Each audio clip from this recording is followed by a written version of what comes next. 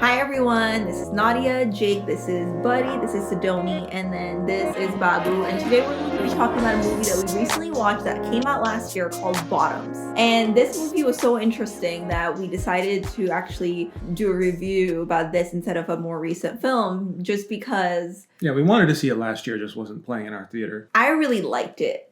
And I really wanted to talk about it. And I think I'm predicting that you did too. It's just a different type of film. It's a high school film, first of all, but it's something that, I think anyone can watch. I really like that it was like old school vibe. It's something that I could see myself in high school, but at the same time, it's like it's supposed to be set in present time. I love the way that it was filmed. It kind of gave me a little bit like an old vibe, but also like something that I just love that there's a movie that's like about high school people with real-ish type experience. It's obviously exaggerated and more comedic satire. It's not revolving around just like TikTok or just videos and all these like kind of like making like boomers filming and thinking how people live today. And I feel like a lot of high school films are kind of like that. Like, oh, all they do is text all day and put TikToks and stuff. And I like that it was actually like the plot was embedded in everyday life more normally, like interactions, conversations, doing homework together, for example, instead of just like something that people text each other. Yeah, it felt like a movie high schoolers would make. Yeah, exactly. It felt very relatable, even though I'm not in high school and I'm far away from high school. Well, I think what makes this work so well and feel relatable is that it isn't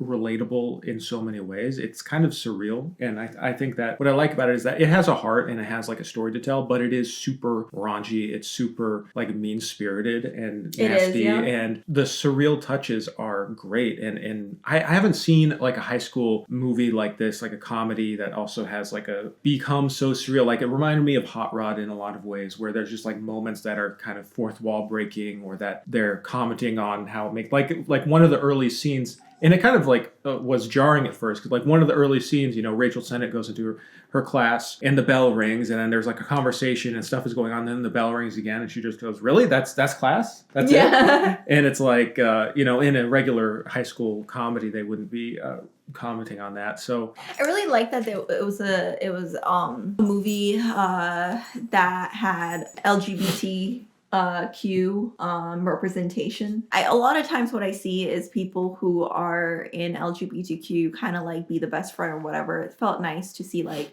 main characters. It was just like, these characters are gay, they're despicable, and they're just as bad as any like the typical white guy like wanting to get laid in heterosexual a movie from the 70s. And I guess that's kind of like the vibe of like kind of like Animal House, like 1970s, like really nasty, mean comedy that's super silly, and it just was like really refreshing. I was like, damn, this is I haven't seen anything like this before. I would rate it like 8 out of 10 probably. What would you rate it? Yeah, like 7 or 8. There are aspects that I think didn't work as well, and like with any comedy, some jokes are hit and miss. And this movie just kind of like throws everything at the wall. I do think that some of the improv was hit and miss, and only because it's like a pet peeve of mine that in movies I can kind of tell when they're improvising, because the editing becomes really like weird and awkward and choppy to try to like Frankenstein monster these different takes together to make something funny and coherent. So I noticed some of that in the beginning of the movie, that it felt like, oh, these takes kind of like are cut really fast and weird, because I can kind of tell they're improvising, but it kind of smoothed it out the rest of the way through. And I really like the dynamic between PJ, Josie, and Hazel. They're best friends. I think Hazel is like a good friend of theirs, but it's like interesting dynamic, two best friends and how different they are. I mean, PJ is like really mean-spirited. Josie, I think she's less of that, but it's really interesting how the character develops between the trio, kind of like trying to find sympathy between like some of their awful acts and what they do. And I also liked a lot of the other characters, the side characters, really how hard it is to be a teenager. I mean, I honestly I don't envy teenagers, and funny because everything is super exaggerated because it's a comedy and, it's funny, but it's also like, you could feel the pain behind it and just like trying to figure out everything and how anything feels like it's going to take forever forever. Like high school is not that long, but it feels like when you're in high school that it's going to take forever, and it feels like it's the rest of your life. And I think the movie really portrays that, like, make it or break it kind of. You feel like everything is like make it or break it, I feel like, in high school. And I really appreciated the portrayal of that. I could be like, oh my God, yeah, I did feel something like that. I did feel uncomfortable, and I just felt like if I don't make it in high school, I'm not going to make it in life. And I think that and the dramatic and drastic like action that you feel motivated to take in high school because you just want to fit in or you want to belong into something and you want to be that person, you know. And I think it's really well done. Yeah, and I think a lot of the surreal stuff fits so well because in high school you remember everything's big, everything's exaggerated. You know, you're younger, so everything is monumental. And this movie reflects that in a surreal way, where there's like rival gangs, there's explosions, there's murder, there's, you know, crazy, insane stuff that's kind of brushed off. There's no like rules, and like all of the humor is just so like mean and angry, very dark and and it's just treating the subject like high schoolers would treat it themselves. You know, there's jokes about school shooting and stuff, and that's what high school, unfortunately, that's what high schoolers like, you know, joke about and contend with and stuff. It's just very interesting to see like people, like real serious issues be talked about in such a comedic way. At the same time, obviously, being the movie what it is, there's really no consequences for any of the actions at all, which is very far removed from reality. But it you know, people just kind of like, I guess, laugh about it and kind of try to see these issues in a more satiric way. Ready for spoilers? Yeah, let's do it. Spoilers. 3, 2, 1. Spoilers. I mean, so PJ is very mean-spirited.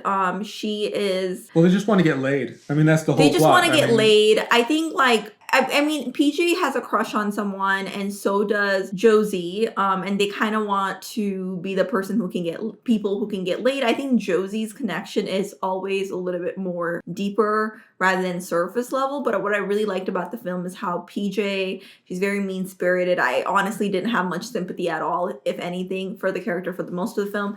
And then I really liked at the end how PJ, because Hazel is really struggling. Her family life is bad. Her mom is sleeping with a high school guy, which apparently because he's 18, but it's really disgusting. That guy who plays the football player is so funny. Yeah, the character was really funny. I love the way that they had this scene where he was like listening to music while people were like throwing toilet paper in the house. And because Hazel, she's so disturbed and, you know, just going through a lot in her home life, but also with her friends, she ends up bombing the car and taking it really far. And so that's what I mean when I say that there's some serious issues kind of dealt with in a satiric way, but also there's no consequences for it, you know? And the fact that the rival school literally is trying to murder people. Yeah. And kind of like how serious like sports are taken, and like that's all that matters, which I know like for a lot of high schools that is the case, is that you're either in the sports, like some serious sports team, and you're the cool kid, and everyone wants to hang out with you, and it's kind of really hard to compete with that. The defense club, quote unquote, like that Josie, Hazel, and PJ make,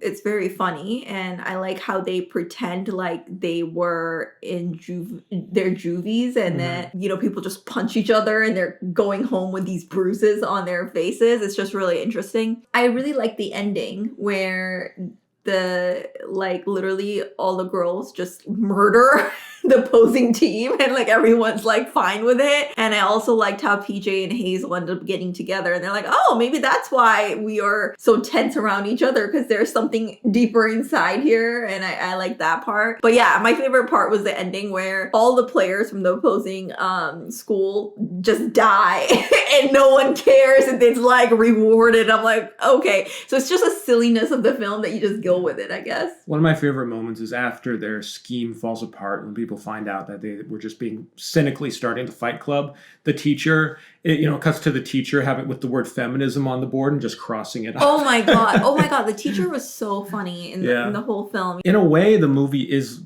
like a parody and a send up of high school movies, but not in a way a lot of parodies are. Like, what's that? Like, Not Another Teen Movie, right? Mm-hmm. But it's not just like parodying like all the elements, but the like story structure it's like an inversion of older movies like from the 70s and 80s of guys trying to get laid, in high school. They wouldn't be making that movie today. Guys just trying to get laid and they're cynically doing it and they don't give a shit about other people. But the fact that they're lesbians, the fact that it's like flipping the narrative in a way, it becomes acceptable and interesting and like a comment. So it was really fun to see it portrayed this way. And I guess the director Emma Seligman and Rachel Sennett, they've worked together before.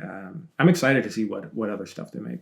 Yeah, it's one of those films where and Iowa Edbury, she was really good too. Yeah, one of those films where I remember watching like Everything Everywhere All at Once, and then I wanted to watch more movies that were made from like similar directors or production team, and I feel like this is kind of one of the films where I'm like, oh yeah, I would watch another film if I knew the same directors or people produced it, just because of how much I like this film and the way that it was done. Except unlike Everything Everywhere All at Once, this one's actually funny. I really like that film, so excuse you, and it won Oscars, but we'll talk about that. I'm a hater of that movie. I'm proud of it. Apparently, according to comments, I'm too much of a lover, so. We both like this movie. Yeah, we both like it. Well, let us know what you thought and if you watched this, and let us know what we should watch next time. Yeah. So we'll talk to you guys later. Bye. Bye.